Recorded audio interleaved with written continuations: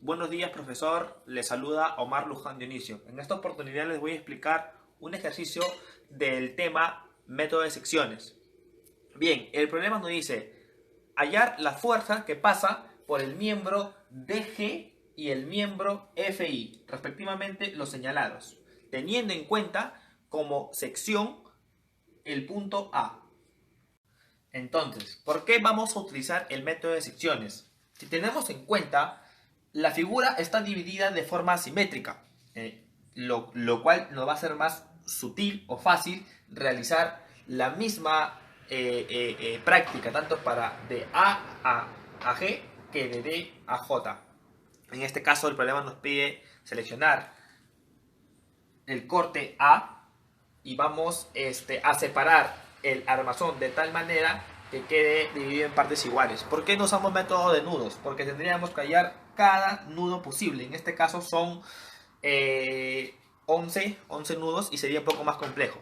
Y tenemos, para comenzar, las dos fuerzas externas de 5 kN cada una. Y en este caso vamos a hallar las cargas internas, o las fuerzas internas, disculpen. Entonces, la primera fuerza interna sería la que se encuentra de D a G. ¿Por qué lo pongo en ese sentido? Porque está en tensión.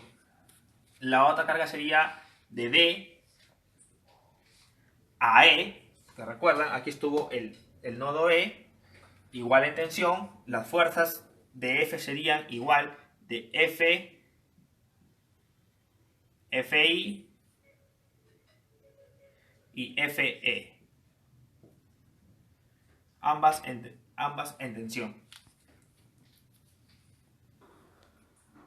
Entonces, ya teniendo las fuerzas, tanto externas como internas, pasamos a hacer o vamos a hallar la sumatoria de fuerzas en X igual a 0, la sumatoria de fuerzas en Y igual a 0 y la sumatoria de momentos igual a 0, que en este caso no tendría ecuación. Cuando trabajamos método de nudos, hallar la sumatoria de momentos quizás no puede ser factible, pero en secciones sí. Entonces, ¿en qué punto podemos trabajar? Vemos que en el punto D hay ¿cuántas fuerzas pasan por la línea de acción del punto D? Tenemos una fuerza, dos fuerzas, tres, cuatro, teniendo como 4 operaciones y 3 incógnitas. Mientras que por el punto número F tenemos 1 y 2, permitiéndonos desarrollar mejor la sumatoria de momentos en el punto D igual a 0. Tenemos la fuerza externa, que viene a ser 5, por... ¿cuál es el sentido en el cual la fuerza externa gira respecto al punto D? Es de forma horaria, o sea, va a ser negativo. Entonces, multiplicamos por la distancia que hay del punto A al punto D, que viene a ser 3 metros.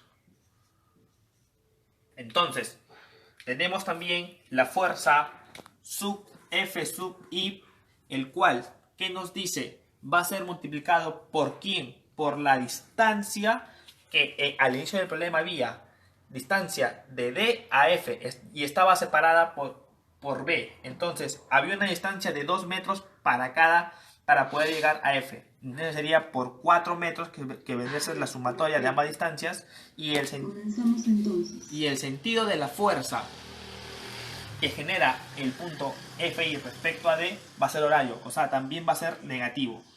Igualamos a 0 y teniendo como una sola incógnita, resolvemos el ejercicio. Tenemos 15 kilonewtons por metro, va a ser igual a la fuerza sub I por 4 metros.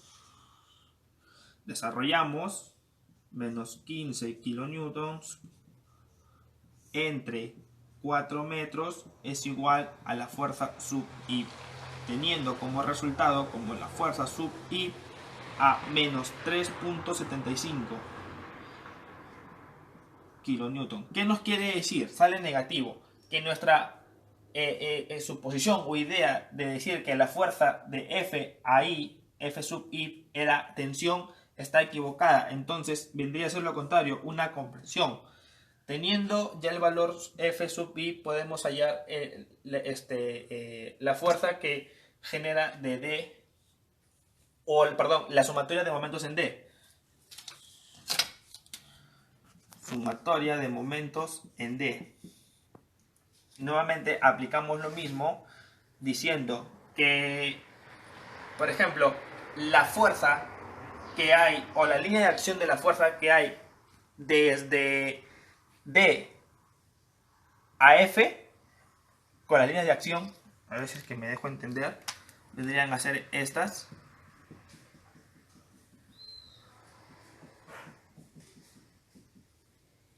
Con un punto en común, vendría a ser 5 kilonewton por ¿quién? Por la distancia que hay de forma vertical, que vendría a ser 3 metros. Entonces sería el producto,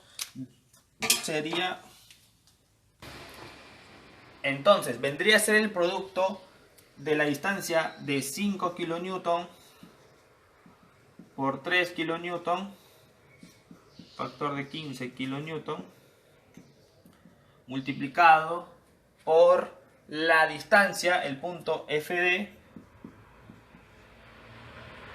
¿En qué sentido la fuerza de 5 kN ejerce sobre el punto D? De sentido horario, o sea, va a ser negativo por FD.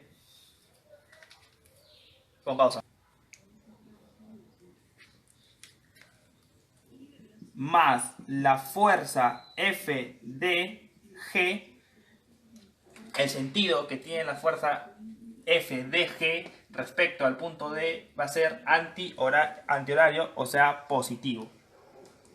A esto le multiplicamos la distancia que hay nuevamente del punto D respecto al punto F por 4 metros, igualamos a 0.